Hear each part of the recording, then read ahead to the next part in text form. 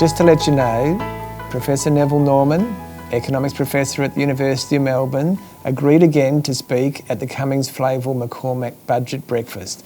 I'm excited. We'll also be covering off on investments and tax. It's going to be really good. Come and join me with Neville. Neville, you know, you've never been shy about making predictions, which is good. And I remember last year you made some pretty strong predictions. Can you remind me what they were? Yeah, well, the first thing is I tell everybody, they say, you can't predict the future. I say, yes, I can. You can't foretell everything. Different matter. Well, last year it was amazing in what's gone on. I made the assumption that the Abbott government would run through till the next election and would continue to be unpopular, and that would limit it. And I thought I was going to be hopelessly wrong around September, October, because we had the Turnbull intervention. But guess what? It's gone back to, I'm going to be right for the wrong reasons. It's now back to politically difficult times. Clearly, this is a political document. It's the biggest statement of what's happening in the economy. It's the fullest revelation of the government's own forecasts, which we'll analyse, and it's done in the backdrop where the government is fighting for its survival. And that's why it's important to analyse it, not to predict it too much in advance. So my predictions for last year about growth, exchange rates and so on, basically pretty well been on. And the prediction that it would be a tight political budget ended up right, but it went through a cycle.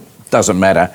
Relevantly, the budget is being produced in tight political circumstances. So I hope to see, like in this budget, some of the key predictions that you do, and we'll have a real emphasis on them. So I guess you'll be be looking at interest rates as usual. You'll be looking at foreign exchange, your view of the deficit. I know you've given a prediction already or a forecast, but perhaps in light of the budget, you make some comments about that.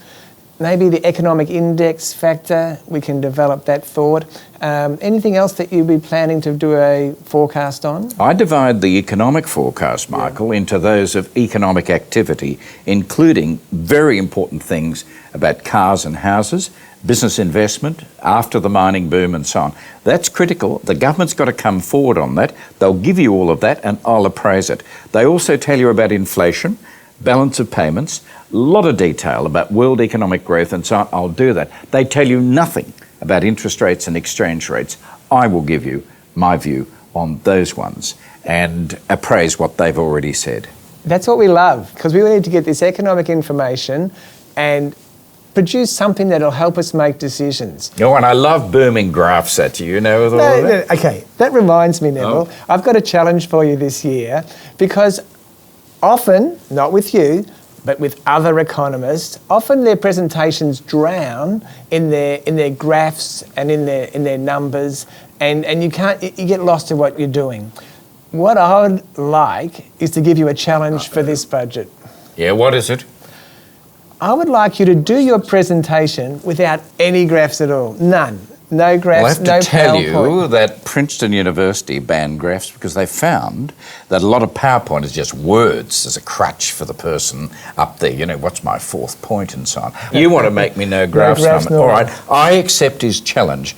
I will give you mental pictures in a no PowerPoint presentation that will make you think instead of being bamboozled by the technology.